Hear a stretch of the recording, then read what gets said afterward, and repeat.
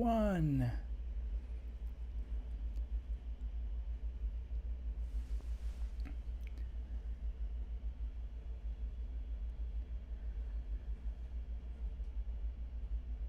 Good morning, friends. How are you?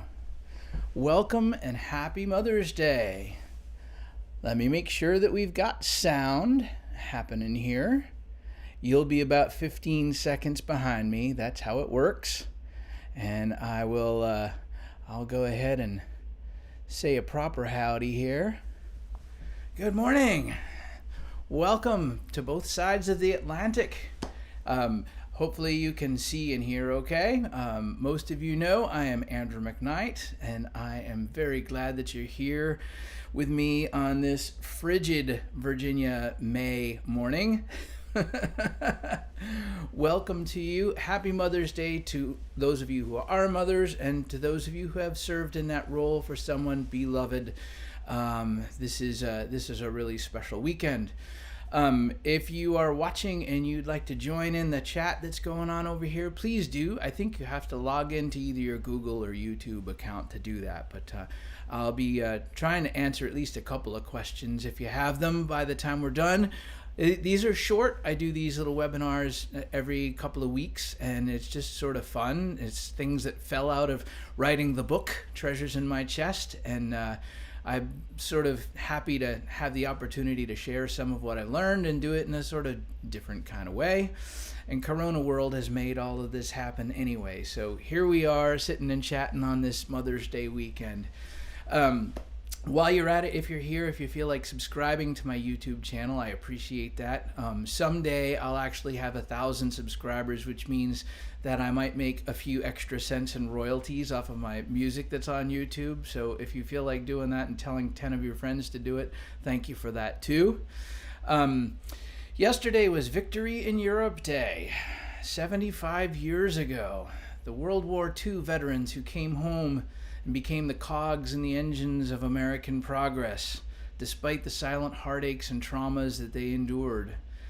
It was only 11 months from the landing at Normandy until the day of the surrender and capitulation of the Nazis.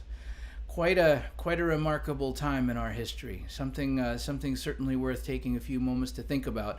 Which leads me to next webinar on May 23rd is going to be devoted to veterans, and especially those who have fallen in service of the country. I've got a special bunch of stuff to share with you, from a trip to the National Archives and other things. But tomorrow is Mother's Day. I've got a candle lit for my mother-in-law and my grandmothers, and for all of the missing moms who are missed in our lives. But it's also for our 4th and 6th and 10th times great-grandmothers too. Our moms gave us life, but our ancestral mothers do cause us some headaches when we're trying to figure out who they are and where they lived and how they lived. In the book, I wrote about 2 special sets of moms in my life: Hourglass women and miracle threads. Hourglass women, like my grandmother, my dad's mother, all of the DNA that she inherited, all of her family history, came only through her. Her sister had no children of her own. And my grandmother's mother was like that too. So my dad has absolutely no first cousins and hardly any second cousins on his mom's side of the family. So I think of her as an hourglass, that all of this rich inheritance of stories and biological traits that I got that came through my grandmother's side only could have come through her. And I especially think of hourglass women on this Mother's Day weekend. I also write about miracle threads. I had a great-great-grandmother who died in childbirth, giving birth unsuccessfully to triplets. And my great-grandmother was only 10 when her mom passed away. So she didn't really know much of the family story. And it's only when I started digging around and looking into, starting to research records, that I realized that our family, my mother's family, who we thought all had come from Ireland, actually had one line that had been here in America since early on. A whole rich colonial heritage that came through this miracle thread. I have another 2 or 3 times great-grandmother on my mother's side who died at age 21. But thankfully, she passed down her DNA before she did. Otherwise, I wouldn't be here with you this morning. Miracle threads indeed. So, when it comes to researching our mothers in our family, it's difficult. And I got a couple of slides I'm going to pop up here for you this morning. Let's see how good I am at working the slideshow. Can everybody hear and see okay what I'm doing? If you have any trouble, please let me know in the chat room. Tracing our women is definitely a challenge for a variety of reasons. Certainly, the fact that we have surname changes with marriages, and oftentimes women outliving their husbands and perhaps marrying again. We take a lot of things for granted in our time about our lifespan and mortality rate and all. And it has not been like that for a very long time, for sure. Another problem, though, with researching our line of mothers is that their names are often left off of vital records, especially finding this with my Irish ancestors, that a lot of times it'll only be the father who's recorded on the document, on a marriage document for a daughter. And I've often wondered, you didn't have any more ink? It really didn't seem like it would be that hard to write down one more important fact. So oftentimes we're dealing with that too. So how do we get around that when we're doing family history? Well, hopefully with at least some, maybe most, certainly not all, of the mother's lines, the female ancestors that we're tracing, most of them have siblings. And every now and then we get lucky enough that they have male siblings, and we are able to follow the family name a whole lot more easily through a male descendant. So as you're developing your family tree with your grandmothers and great-grandmothers and all of that, take care to record as much as you can about the siblings too, because they often will bring us clues that we couldn't get any other way. Sad but true fact that men have to be good for something here, right? So those are a handful of useful tips. One of the things that I think, though, that we don't understand quite so well sometimes about tracing our women ancestors has to do with DNA. Here we are living in this golden age of genealogy, right? We have these tools, these home DNA kits that allow us to do all kinds of testing and putting together clusters of living relatives who help us with clues back to the ancestors that we share. And so there are a handful of misconceptions about women and DNA that would be helpful to clear up here too. Okay, here we go. So, DNA follows the trail of mothers. And how does that happen? Well, first off, all of these home DNA kits are doing something pretty basic. They're testing our autosomal DNA, which is not gender specific. Men and women have it. It helps us with men and women ancestors. You may have heard about the mother's gene, the matrilineal line, the mitochondrial DNA, which is very special. It allows us to trace only the mother of the mother of the mother's line. Oh no, Eva, I see that it can't be played in the background. I don't know. I'm not doing anything different except showing some slides through my same streaming software. Hopefully I'll be back in a moment here. Anyway, as we're doing this, one of the ways that we can use DNA certainly is when we have known maternal cousins, someone who is a cousin that shares one of those mothers or grandmothers or great-grandmothers in particular. We're able to reach back a little farther when we can identify people who share those DNA matches, but also have a family tree that might stretch back, and we know that it connects to that maternal family somewhere along the line. And finally, an important consideration, something I've learned in my own research. Women faced a lot of hard choices not all that long ago. And so things like adoptions and arrangements for having children to help have enough people to run the farm, a variety of other things led to lots of secrets. And there are people living today who are very uncomfortable with some of those family secrets. So as we're working our way along that trail of mothers, it's good to always kind of keep an open mind about what the situation might have been when we find something that's a little bit unexpected. In my family, we have a great-great-grandmother who was an adoptee, and she was a known adoptee, and DNA is helping us to figure out which two groups of family names are appearing to be the most likely candidates. Whatever the situation was with her mother at the time that she was born, probably we'll never know. But I'm sure that at some point she was grateful for the family that she had. She certainly had a family of her own. But those are stories and sometimes secret stories that takes a bit of sensitivity as we learn them. They're also fascinating to see what sorts of choices and how our ancestors managed to make their way through various situations. So with that, here is my hot tip for today. It is Mother's Day weekend, and all of the big DNA companies are having sales this weekend. Somebody asked me last time which of the companies I recommend, and I always say Ancestry for one big reason, and that is that there are way more people in their database and people doing active genealogy who've actually made trees. Lots of people who didn't, but out of 15 million people, you are virtually guaranteed to learn something new about your family. Now, they also have pretty good tools for researching too. You can learn a lot about your family history through their records and all. But you can also get more bang for your buck out of that, because you can download your raw DNA data from Ancestry or from 23andMe, and you can upload it to the other major sites like MyHeritage and Family Tree DNA and GEDmatch.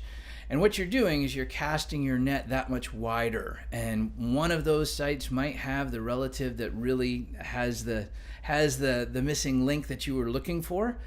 With 23andMe, you can't upload Ancestry DNA and vice versa. Those two, if you test at one of those two, you can upload to the other sites. But Ancestry has the far bigger database of genealogically useful records and DNA matches and all that. So that's why I suggest them. It's not often that they hit $59, and through Mother's Day weekend they are. So if you haven't done this yet, I might suggest this is a good time as any. Somehow or other, all of these things make us feel closer to our ancestors in some crazy way that I've really never been able to describe all that well.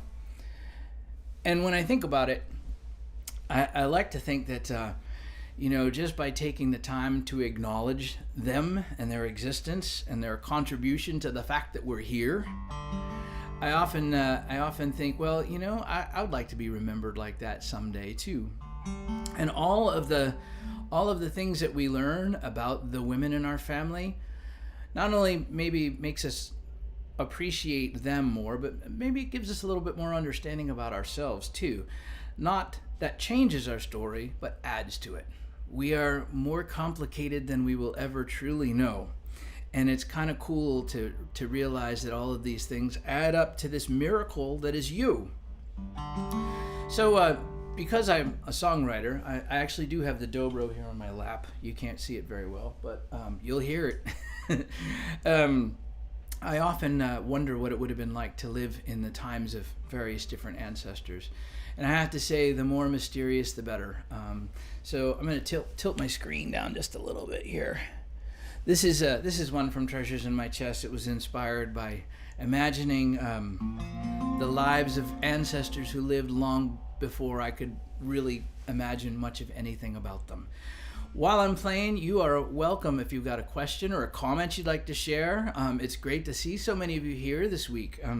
If there's anything that I can say or do or point you to that would be useful to you in researching the mothers in your family or something else about your family history, I'd be happy to do so.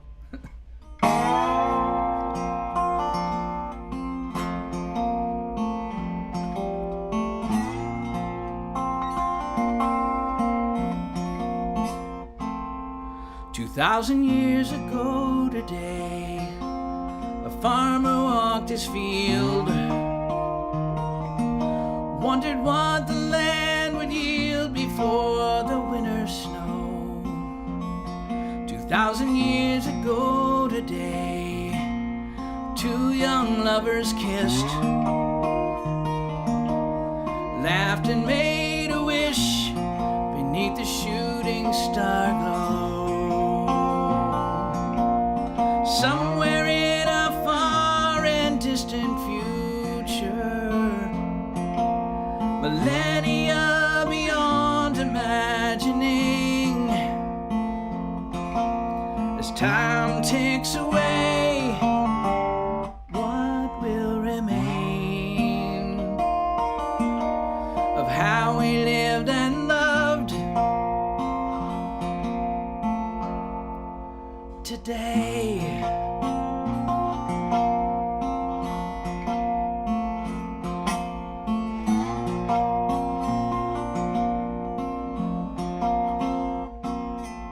2,000 years ago today, anger hurled a stone to break another's bones and keep some fool upon a throne. 2,000 years ago today, a cog in a war machine drew his last breath on a distant plain as he dreamed of home.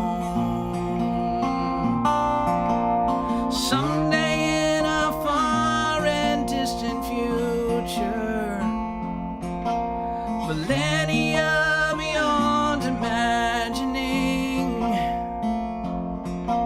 as time ticks away, what will remain of how we lived and loved today?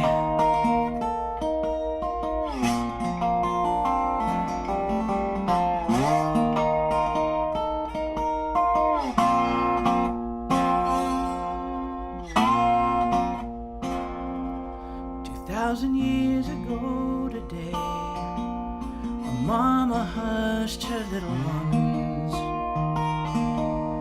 kissed them on the head and tucked them into bed, and turned her face toward the sky for blessings from on high.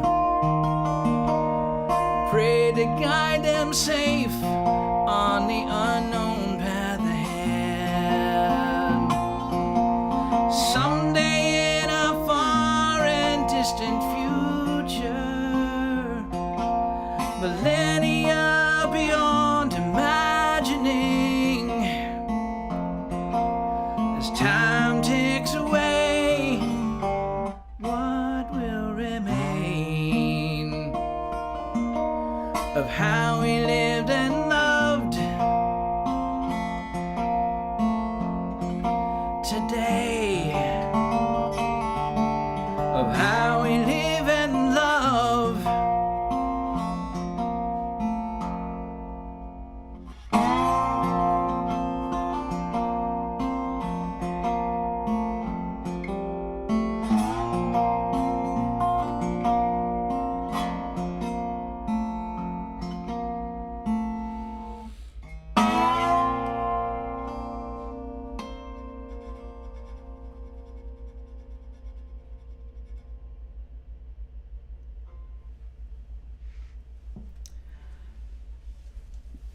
Thank you. Anniversary, 2,000 years ago. I'm so glad that you came and spent a little time with me this morning. I don't see a whole lot of questions in here. I'll give you another minute or two to pop something in there if there's something I can help you with. I certainly am hopeful that for all of you who are mothers, that something special is on tap this weekend for you. In this time of isolation and quarantine, I'm very grateful to not only have this video technology to share things with you, but that I can see my own mom from 450 miles away tomorrow and wish her a happy Mother's Day. That is, of course, if I can catch her and Dad actually not busy doing 10 things, 5 each, and trying to yank each other into helping one another. that's how my parents roll, and I'm glad that they're here to be rolling so hard. It's awesome. So this will be archived on YouTube. I'm actually putting together a little string of these webinars. The next one's going to be on May 23rd. I'll put that up in just a second. My hope is that they sort of go along with the book. For those of you who have the book, A, thank you. B, I hope you're enjoying it. And C, I hope you find it useful. And perhaps these videos help shed a little extra light on some of the aspects of things that you might find useful. I certainly am very grateful to the many mothers that I've learned about in my family tree, the Hourglass women and the Miracle Threads, as well as those that led somewhat rich and full lives with lots of kids running around, and I don't know how anybody does that. I have one and I have my hands full. And in fact, this month marks her entry into teenagerdom, so wish me well. I appreciate that. I'll be doing another concert, online concert thing on May 21st. It is the night before her birthday, and she picked out all the songs, and perhaps she'll chime in with her fiddle and help me out on a few tunes. And then I'll be doing my next Livestreaminar, as I call them, because it's not a webinar, there's music involved, and it's not a live stream concert because there's talking involved, and well, I just make up words. That's what writers do, I guess. So I hope that this has all been useful to you and that you can hear it. It will be archived here, so that's cool. I'm going to go ahead and put up my final slide here, which is to say Happy Mother's Day to all. A reminder to mark your calendar to join me again to talk about our veterans, and a wonderful trip I made to the National Archives to learn about both my Civil and Revolutionary War ancestors. Lots of really cool stuff. I hope that you'll join me for that. I'm also going to do a concert on Facebook on Monday at 4 o'clock for those of you in Ireland and Europe. This one is aimed straight at you. This is kind of like prime time in the UK and the EU, and I'm going to be on for about a half an hour. I'll take some requests. It will simply be to share a little FaceTime with you. Would be lovely. And I would also happily sign and send a copy of Treasures in My Chest if you haven't got it yet. It would be a delight to do so. These are free webinars. I don't expect you to contribute for them unless you really are feeling like it's of value to you and you're wanting to do that. If so, thank you. I appreciate that. There's the link for PayPal and Venmo and all that.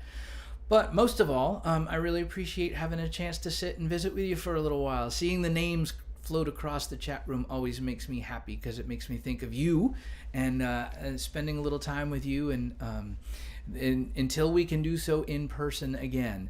So with that, I'll take my leave of you. Thank you so much. I'll leave the chat room open for a little bit, and I will look forward to seeing you real soon. Have a great Mother's Day weekend. Don't hurt anything shoveling snow or weeding your flower gardens. These are strange weather days here in the East for sure. Take care.